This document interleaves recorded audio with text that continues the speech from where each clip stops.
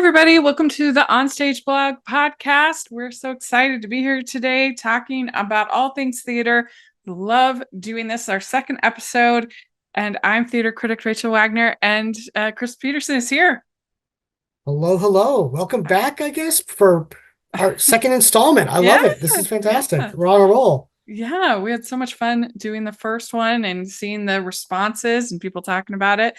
So we're excited to be back, and hope you had a good couple of weeks. It's been about 2 weeks since we recorded. Yeah, no, it's been I was out on your end of the country. I was out on the West Coast, Okay. in Las Vegas, which I love going to Las Vegas for a multitude of different reasons, but mostly for entertainment and business and all that fun stuff. But Mm-hmm. yeah, the past like 72 hours have been just travel filled. So Oh, I'm like, nice. I don't know what time zone I'm in right now. So it's like one of those like exhaustion Yeah. weekends. Did you get to see any shows in Vegas? Not this time, no, and Mm. it killed me because every time, usually like every single time, I go see something, whether it's a circus show or whether it's Mm-hmm. a concert of some sort, just some sort of live performance. But this time, my itinerary, I was literally there for 3 days, and it was like jam packed from morning till night. So I had no time to see anything. I was really bummed Mm-hmm. about it. Yeah. Have you been watching? Do you have anything you've been watching you want to report on? Sounds like you're pretty busy. Well, so I mentioned last time that I cracked, into the Star Wars canon, and Yeah. so I'm now in season two of the Clone Wars, so enjoying all of that Mm-hmm. animated stuff. And then I Mm-hmm. finally finished The Bear, which I've been meaning to get into season two. It's Mm-hmm. winning all the awards. The Emmys. We're Yeah. recording this on Monday, and the Emmys are tonight, and I'm sure it's going to win some awards. But I hadn't finished the second season, and I finally got into it. Loved it, of course, and just marveled at some of the performances. How about you? Cool. Yeah, I've been able to see a couple different shows. I mentioned last time that I was going to see Gentleman's Guide and Spelling Bee, and the Spelling Bee production. I read it for UTBA, and it was really, really outstanding community production, and it's such a smart show for community theater to do Yeah. because it's so easy as far as sets and everything. It's just chairs basically. And it's funny, and so I think it's a good smart show for, I think, a community theater to do. And so that was great. The Gentleman's Guide was interesting because when I first went, they said, oh, our Monty has gotten sick, and so then so they asked me to come back, so I come back on Tuesday, and I guess he was still sick, the Monty. And I thought, okay, well, they have the understudy on, and they had him with a script in hand. And I was like, this is, and it was just hard because it just hurt all of the chemistry. And so much of that show is based on comedy and the comedic timing and the banter. And, but I didn't realize till after I posted my review. And then they told me that I guess he wasn't actually an understudy because it's community theater. He was just a member of the ensemble who was like, well, they're gonna have to cancel the whole show, and so he agreed to do this, which got to give him props for stepping up to the plate. It didn't really work, but I did admire that somebody was willing to just be like, okay, I'll do it, so that Hey, everybody could hats off to that perform. person. Yeah, Yeah, exactly. hats off. So that was, the kind of experiences you only get in a small regional theater. So that was interesting.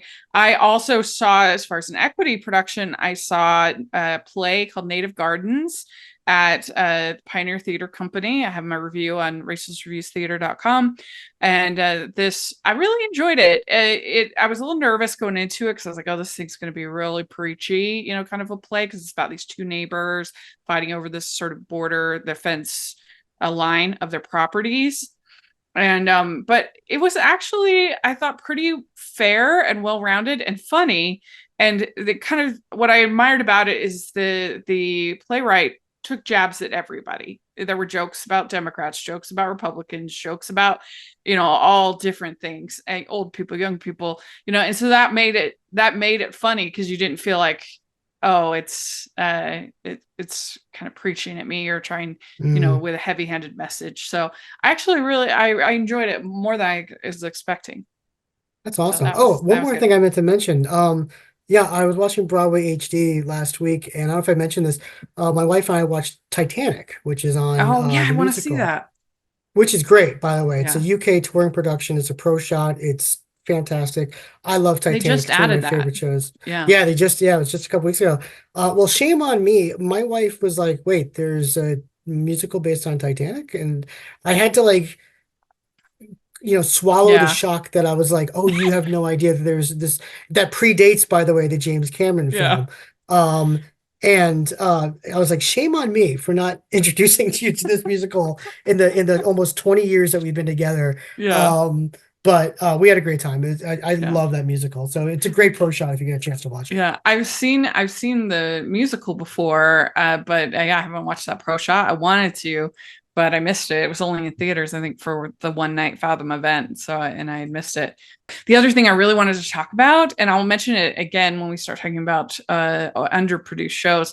I went to a theater for youth at a local private high school. I believe it's called Leahona Theater, and they did Starlight Express, which I had never seen. I'd always, Wow. wanted to see it because I used to have this. One of my first introductions to musical theater was the best of Andrew Lloyd Webber that my grandma gave me a cassette tape, and I would listen to it on repeat. And I always heard the songs from Starlight Express, but I had never seen the show. And so when I was at their theater, their building, to see A Christmas Carol from another, there was a space that was a company that was using their stage, and I saw the ad, and I was like, oh, I'm definitely getting a ticket for that. So I went to this, and I tend to not typically see theater for youth because it's just can be kind of rough, and they're just learning. So, but this was outstanding. It was so much fun, and I really liked the songs, and I thought the way they were able to turn the entire theater into this giant racetrack, it was so cool. So if you That's ever get a awesome. chance to see that show, it's a very fun show. I've only heard music from it. I've never seen it Yeah. live. And I've heard like always there's always rumblings that it's going to come back somewhere. Yeah. And but yeah, I mean for a local school to try their hand at it, my gosh, hats off. Yeah. Like It that's was an really undertaking. cool. Yeah, I was very, very, very impressed. And so that was a lot of fun, a lot of fun to see. And so do you have anything coming up that you're gonna get a chance to see? It's one of those things where I'm gonna get up to New York probably in the next couple months. And I've got some things that I've like checked off on my list of shows that I'd like to see. Shows that I've surprisingly never like long time running shows that I've never seen. For instance, like The Lion King. I've never seen The Lion Oh King my live gosh. on Broadway. And I'm thinking to myself, I looked at tickets the other day in February, they've never been cheaper. And I'm just like, okay, maybe I should do this. Hmm. I also haven't seen Wicked live in almost 15 years. It's been last time I saw it was the national tour, the first national tour with Stephanie Block as Alphaba is how far back it's been. So yeah, so it's like I'm kind of testing the waters to see, and then of course going back to our previous podcast to try to see what I can see like that I was really excited about on that end. So yeah. Yeah. I don't have much in the next 2 weeks because starting on Saturday is the first day of Sundance. So I'm going to be very busy with the Sundance Film Festival. But a couple things I'm seeing actually tomorrow, production of Annie Jr. At Draper Historic here, where I live in Draper. So I'm really looking forward to that. I mean, how can you get a better show for little kids than Right. Annie? I mean, come I love on. it. So it'll be very cute. And then I am seeing on the 27th what's called the My Big Girl Now tour that Carrie Butler and Laura Bell Bundy and Marissa Jarrett Winokur are all doing a tribute to Hairspray little tour. And I don't know if they're starting it in Utah or if it's just one of the stops. I don't know, but I'm really looking forward to. I'm going to be going to that concert on the 27th, and can't wait. I love all three of That'll those be ladies so so much much. fun. Oh Yeah, yeah, gosh. And I've only met Carrie, but salt of the earth, yeah. honestly. Oh Like yeah. So we want to talk about some news before we get into our big topic. And it is of course, we knew that they were closing Shucked on Broadway. But they announced today, as of recording, that there's going to be a feature film adaptation of the musical and Mandalay Pictures. And it says that the producers will be, it's being set up by Mandalay Pictures. The producers for Mandalay will be Jason Michael Berman, who did Air, and Jordan Moldo, along with Alan Fox. And he says, we don't have to say goodbye just yet, because I'm happy to announce that we will be making a feature film of Shucked, he said, as the crowd's cheering. So what's your initial thought to this idea? Okay, so I like Shucked. I'm not in love with Shucked. I know there are people out there that are like, absolutely, this is phenomenal. I appreciate that it made it, got all the recognition that it did, ran for as long as it did, all that fun stuff. I'm lukewarm on the thought of it being a movie. I'm not gonna lie to you. I'm like, okay, great. And I don't see it being. I think people get excited when they hear feature film. They think, "Oh my God, it's gonna be like Mean Girls and Wonka." And I think, no, it's probably gonna be more, like it's probably gonna be airing on streaming networks and and things like that. So I don't want to put the cart before the horse there. Yeah, it will probably be something more like The Last 5 Years, which is underrated as a movie. Oh, vastly in my opinion. underrated. Yeah, yes.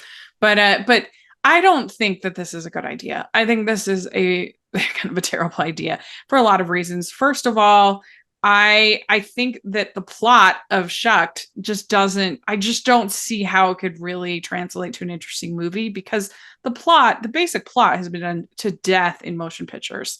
I mean, it's basically your Magnificent Seven, your Seven Samurai, your Bug's Life, plot of the country person kind of going out trying to find the help to save the town, and then she ends up getting fooled and bringing somebody back who's an actor, all that stuff.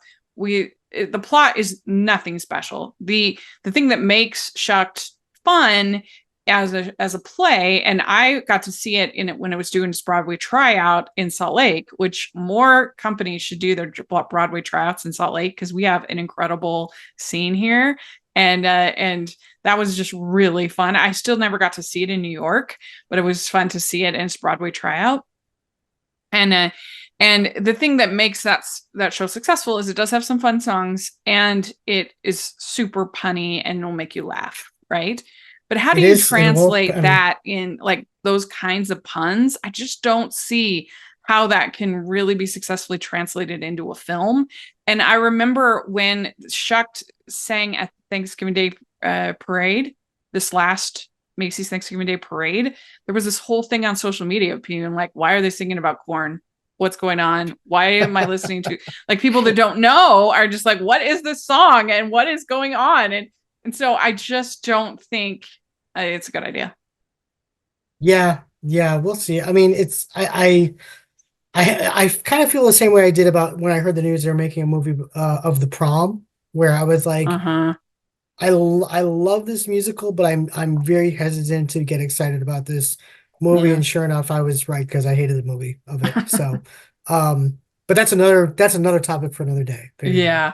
I didn't hate. I'm like the most forgiving person when it comes to musical movies. Like it's ridiculous, but I didn't hate that, but it wasn't great. And yeah, but that's a good comparison. I do think it kind of runs into similar. Like we've seen that movie so many times. So how do you make it like special?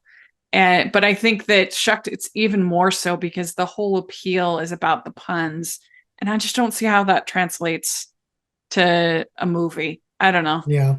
But what we thought would be fun today is to talk about shows that we think maybe are a little overproduced, that we see a lot of, and what ones that could maybe be done instead. So do this instead of that. Not that they're bad shows. Some of these are actually my favorite shows, but they're just done a lot.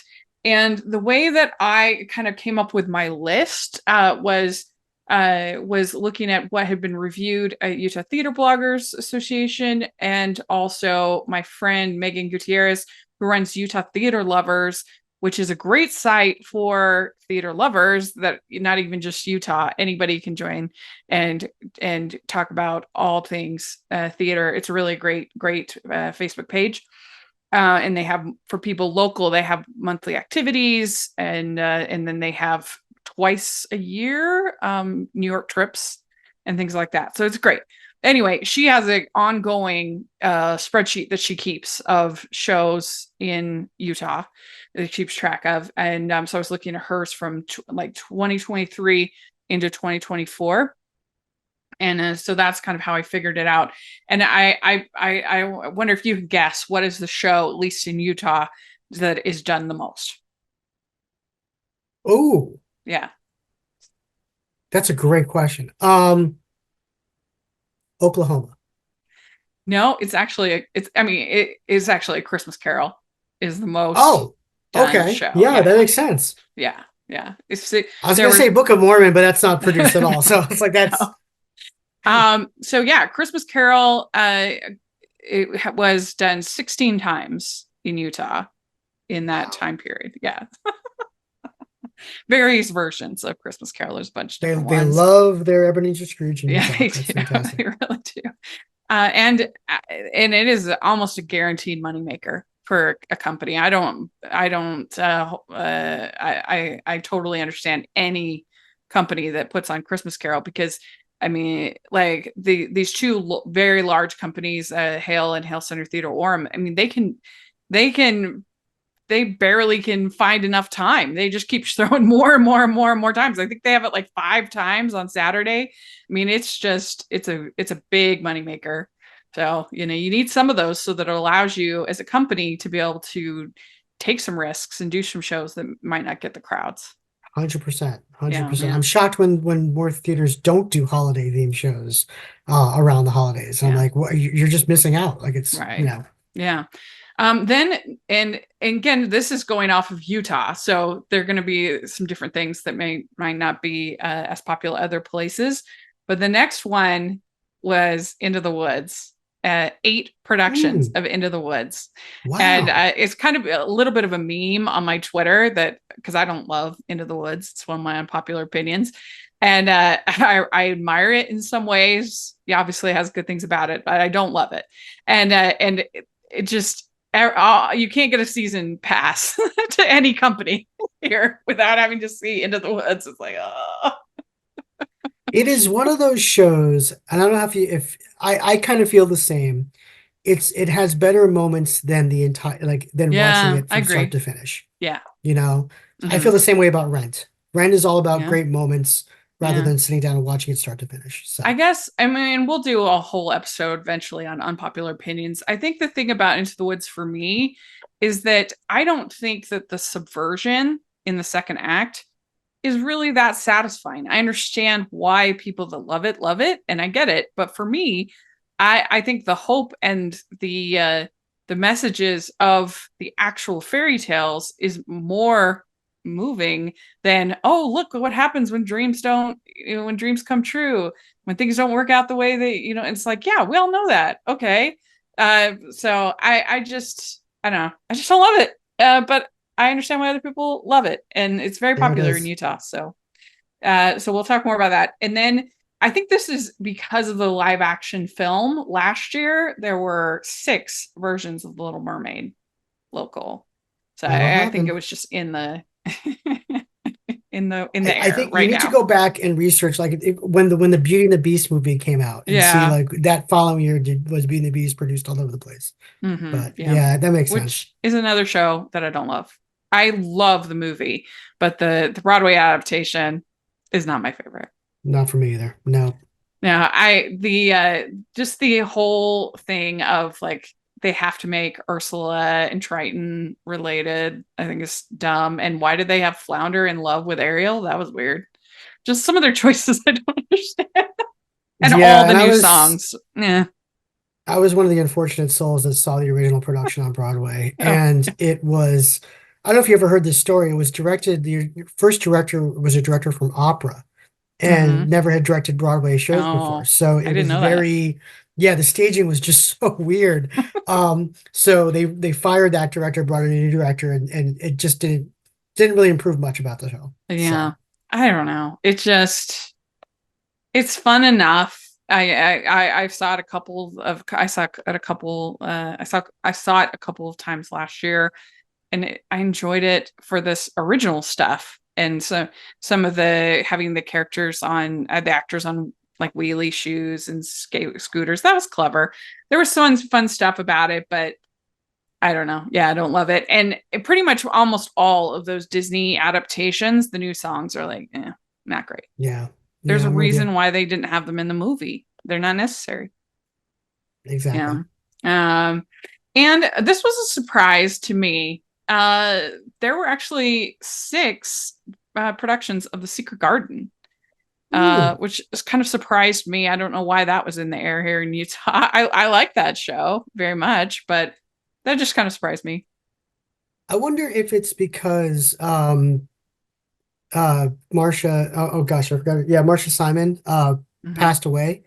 Oh, Um Maybe. maybe. And typically, like I call it the 30-year rule sometimes, where it's like Hmm. if a musical, it's been 30 years since a musical comes out, you tend to see a lot of interest because that's like a perfect like time to hit that Mm, nostalgia button. maybe. So that kind of makes sense in a way, Yeah. but yeah, interesting, interesting, Yeah. interesting.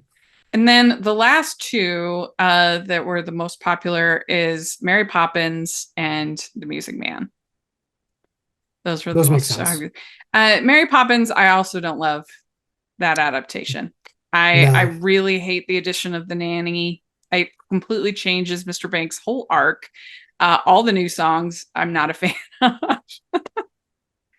Again, if So, what are anyone you gonna wants to do? read interesting history about how shows come about, read Yeah. Mary Poppins story. It's very, very interesting how that Cameron Mackintosh piece came about. Yeah. So Well, I think they had to include the nanny as part of the deal with the estate. They had to yeah. be more true to the book, but nevertheless, I hate it. Yeah, I I think hate that's that why you got addition so much. that creepy song with the toys that come to life Yeah. and everything like that. It's Bubble just and weird. treacle. Yeah. Ugh, no, Yeah. thank you. Yeah. So I don't like that Mary Poppins. And then the Music Man. It's an interesting one because I do love it. I think it's kind of story of redemption and there's no lost causes. It's kind of similar to A Christmas Carol in some ways as far as the core like elements of the story, and of course has some of the great songs. And what's interesting is that even though it's done a lot, every pretty much every production I've ever seen has been packed. They did it here in Sandy, right close to me, huge auditorium at one of the high schools, massive, full, sold out every night. So there's a reason why people keep doing Music Man. My theory is large cast, kids. Um, if you do a show with a lot of kids, Yeah. every relative of that kid is going Right. to come to see that show. Yeah, That's that's why true. when I used to direct theater, I used to direct a lot of shows with kids because I just knew Yeah. that it was going to sell. But yeah, Music Man is one of those pieces that I'm interested in like 30 years if it's still going to get that same draw. Just because I think that Mm-hmm. generation that loved that when it came out obviously is passing on. So I'm just interested to see if it lasts another 30, 40 years. Yeah, and of course the recent revival kind of Yeah, inspired new interest in it. And there it is. so if you get someone like Hugh Jackman, uh, then it's that's enough to Exactly. get a lot of enthusiasm. So there we go. That is the as far as Utah as some of the most produced shows. But I have a list, and we're going to talk about why we think maybe these shows are done so much, and also what we might suggest as an alternative that has similar casting, similar style, similar, that kind of thing. So the first one we're going to talk about is Joseph and the Amazing Technicolor Dreamcoat, and this did have the most reviews for Utah theater bloggers. So this is done a lot in Utah. And why do you think that Joseph is an appealing show for community theater? I think it's because it's a catchy, safe, non-controversial Mm-hmm. biblical story. Yeah.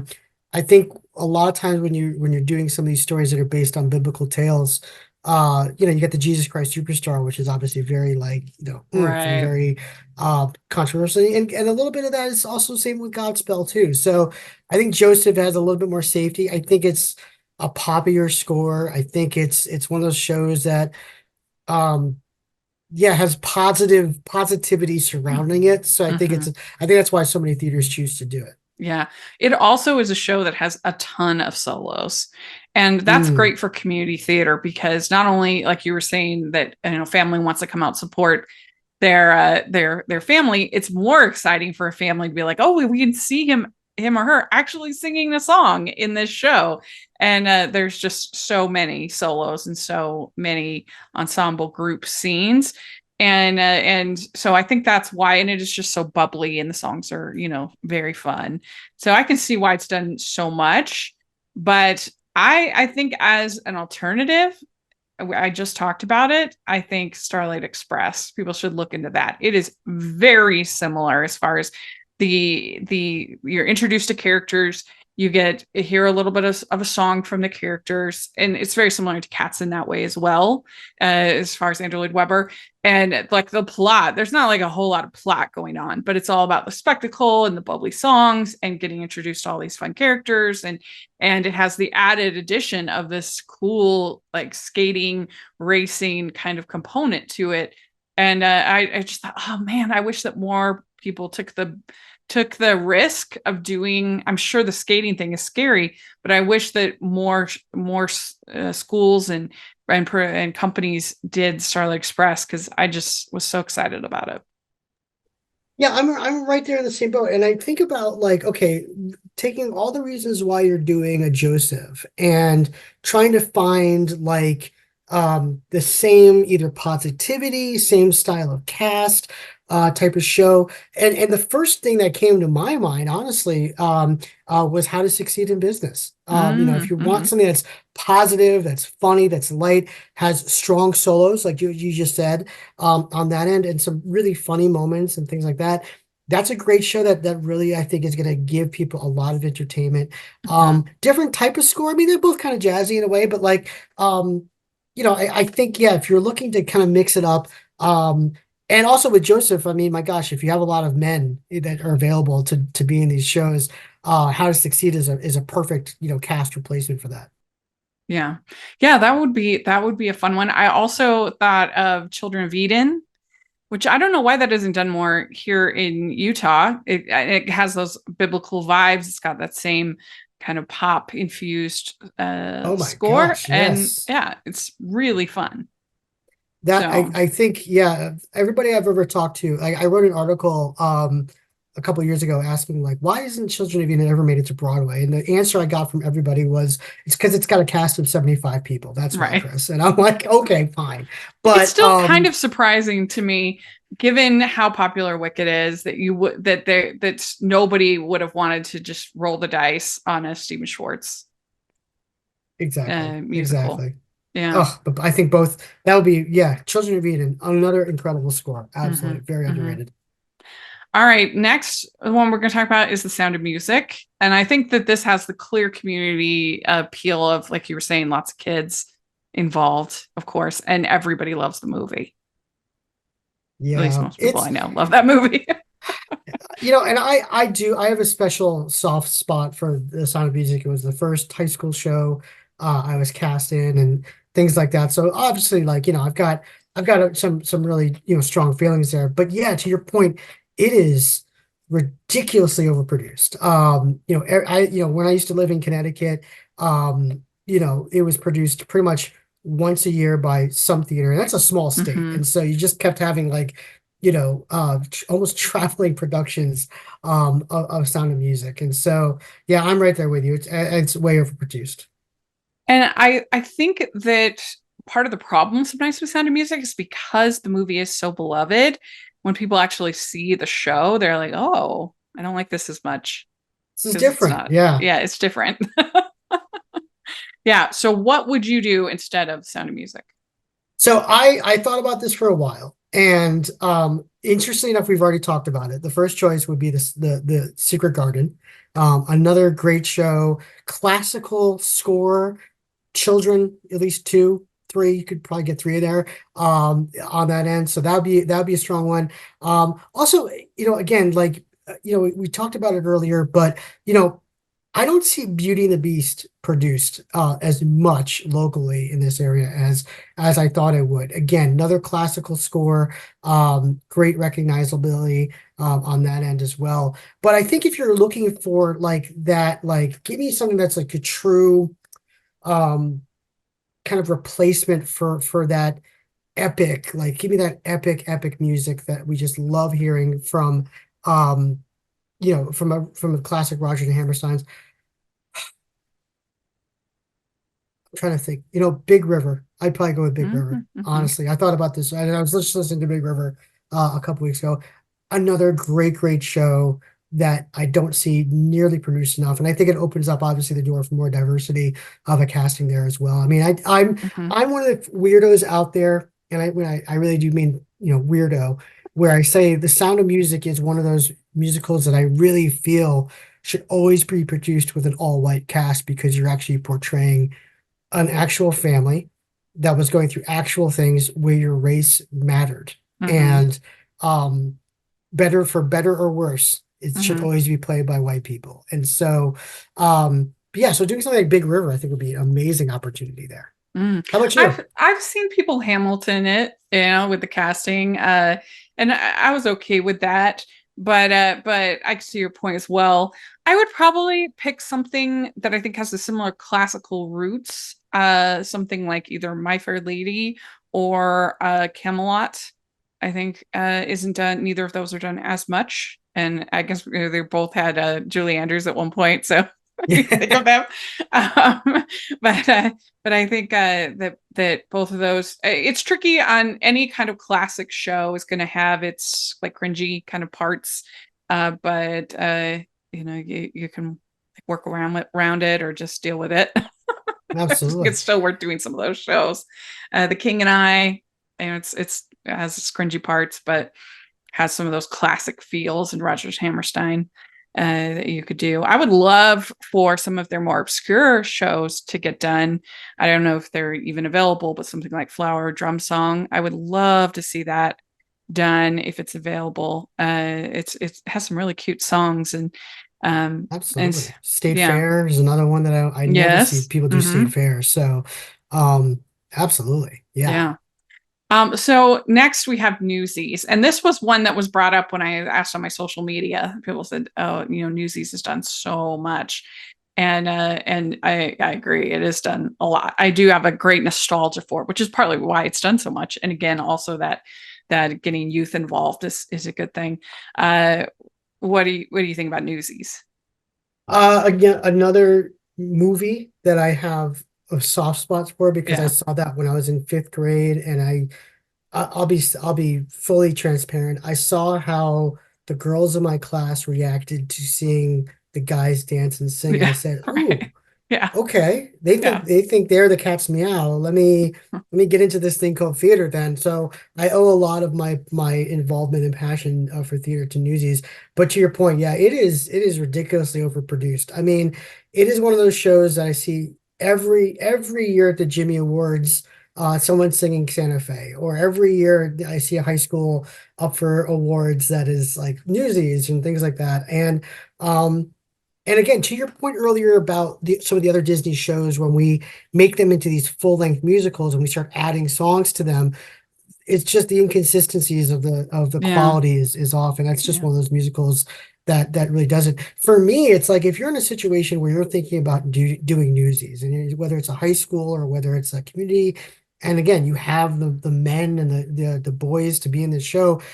Take a look at a musical like Dogfight, by Pasek and Paul, which is Mm-hmm. um, equally male heavy, but has some really great vocals, a really great storyline too. I mean, it does, when you describe the premise to people, they're kind of horrified by like, oh, like that's you're doing, and you say, no, there's a good lesson and that's being taught throughout. So that would be my first choice is Mm-hmm. Dogfight on that end. Yeah, I've never seen that one, but one that I thought of that has similar casting. Again, I've never seen it because it's not done. I would love to see somebody do Billy Elliot. Mm, Musicals, yep, both coming of age kind of stories, a lot of young male casting. I think that I don't know if it's available for people to do, but I'd love to see it. absolutely. Mm. Absolutely. Yeah, no, and I think another musical that I don't think the rights are available yet, but crossing my fingers when they do, is the Lord of the Rings musical that came out. Oh yeah, I heard about that. Yeah, very, very good. And I've seen like videos of it when it was in Toronto and things like that. But another like male heavy cast, contemporary score, recognizable IP. So yeah, no losses there. All right, next we have Into the Woods, um, The dreaded and Into the we Woods. which we talked about. But I think that I would suggest for a company thinking doing Into the Woods, I would say Once Upon a Mattress. Consider that one. It has similar style songs. It's got those fairy tale vibes. It's a lot of fun, good, and yeah, and it's not hardly ever done. I've only seen it one time. Yeah, I don't you don't really see that performed a lot. No. I Hmm. was looking at so I was looking at thinking about the reasons why you would produce Into the Woods. I thought about A Year with Frog and Toad, for instance, is Hmm. another fairy teller, tale children-friendly show.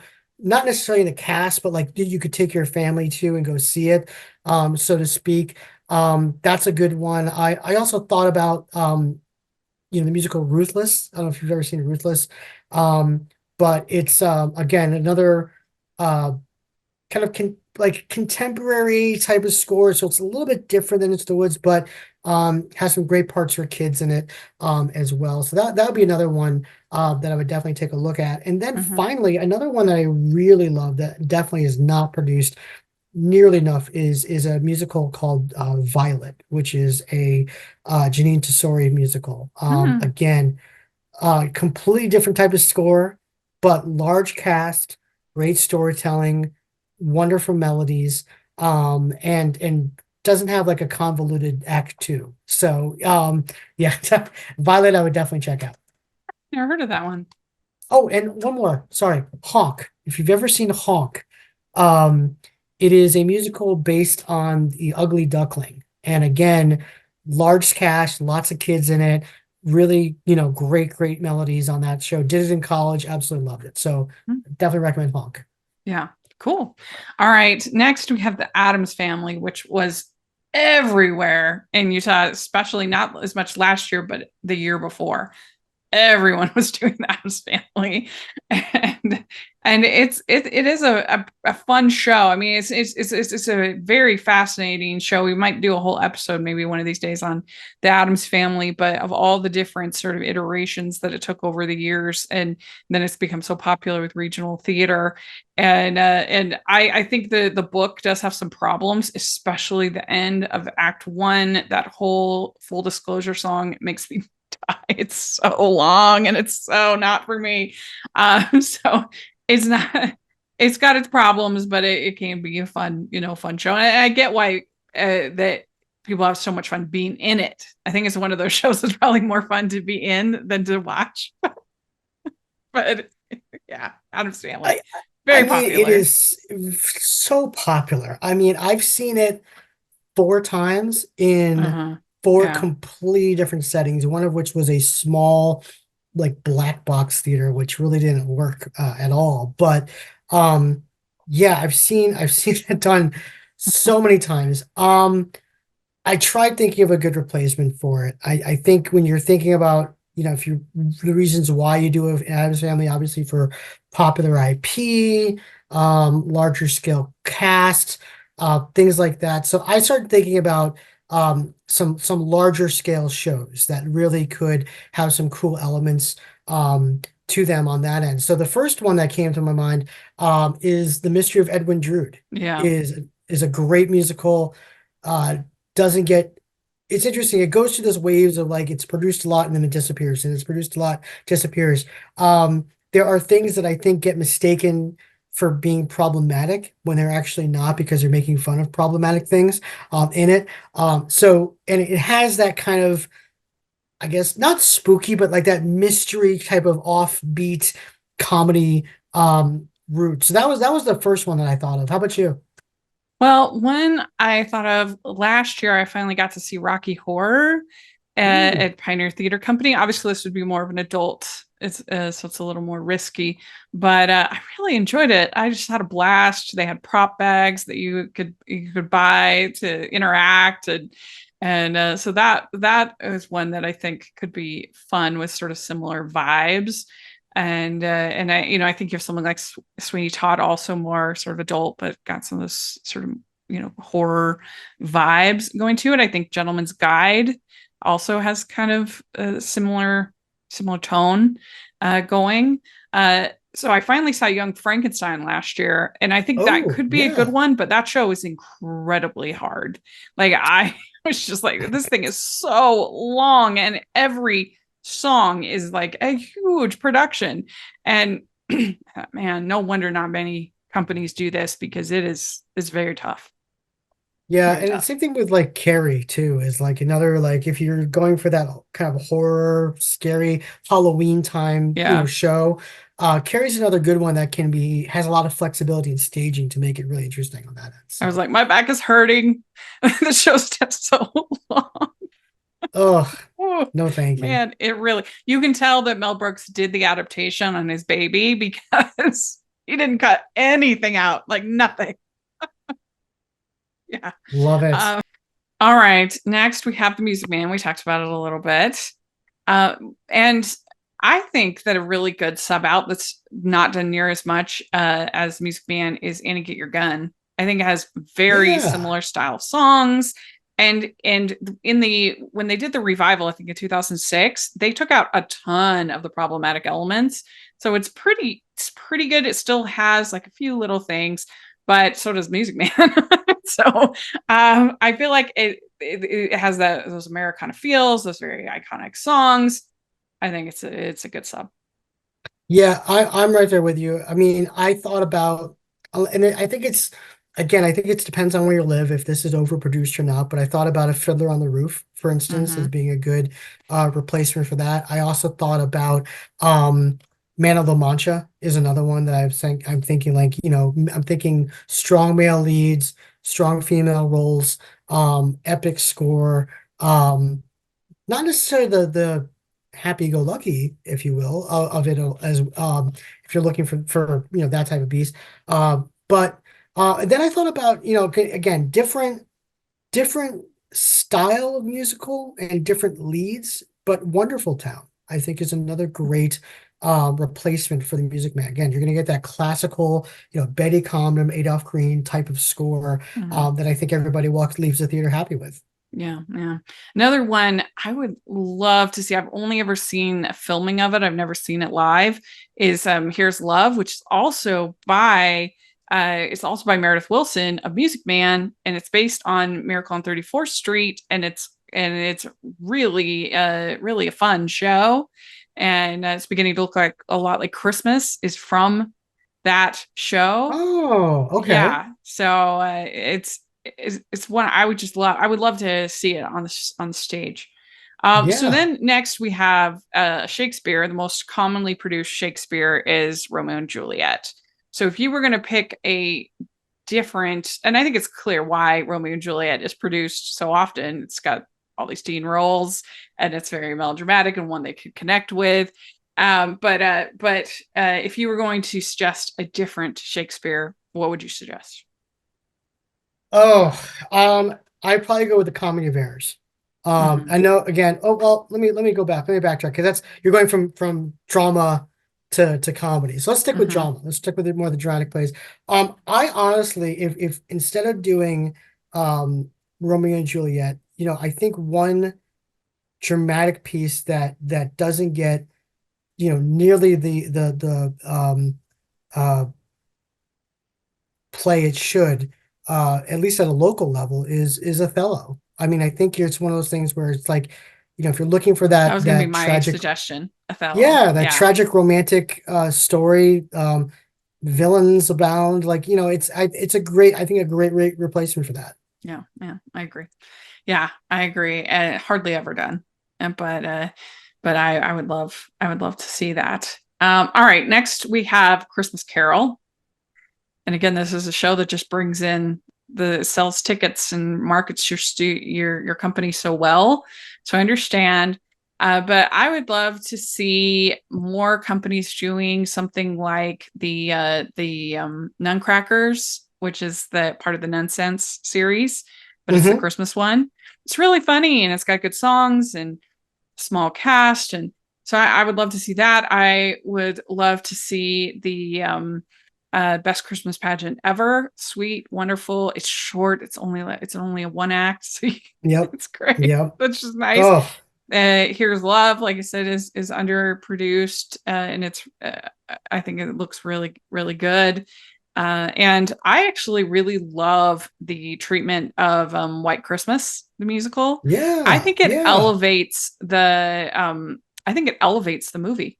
I hmm think that it takes out the whole minstrel number, which is obviously awkward and it's just really long and completely unnecessary.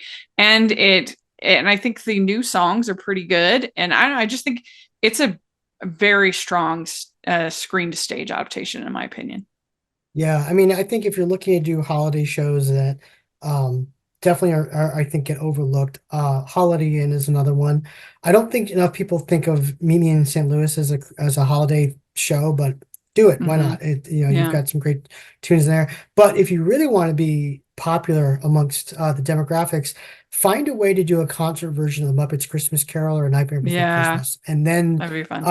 and there's ways you can do it legally. Mm-hmm. And then you'll really pack the houses. Mm-hmm. Yeah. And Yeah. Promises is another one that I don't think enough people think is a Mm-hmm. holiday show, but it absolutely is. Or She Loves Me. That has quite a bit of Or She Loves Christmas Me. in there. Yeah. Absolutely. Yeah. Absolutely. All right. So we did it. We talked about some of these overproduced shows. Again, some of these are some of my favorite shows. So it's no knock against them. They're produced a lot because people love them and they're really good shows. So let us know what you think of these shows, what you would put on instead, what you would suggest that has a similar casting. And so we'd love to hear that in the comment section. And if people want to follow OnStage Blog, if you want to follow you, how do they do that? OnStage Blog on everything. So Facebook, Twitter, Instagram, TikTok. We are on all of it. And then obviously come to the blog, visit the blog. We've got some great content and more content's coming. So definitely check us out. Absolutely. Yeah. And please, if you are listening on iTunes, please leave your ratings and reviews. That really helps us out, especially as we're just starting, and to get that people know that we're here, what we're doing, and spread the word, and let people know about this OnStage Blog podcast. And we'd love that. And you can find me at Rachel's Reviews all over social media, iTunes, YouTube, and on Rotten Tomatoes, and at rachelsreviewstheater.com. I would love your support over there. And you can find me at the Hallmarkies podcast. Got lots of fun stuff going on there as well. So check that out. And thanks again, everybody. And we'll talk to y'all later. Bye.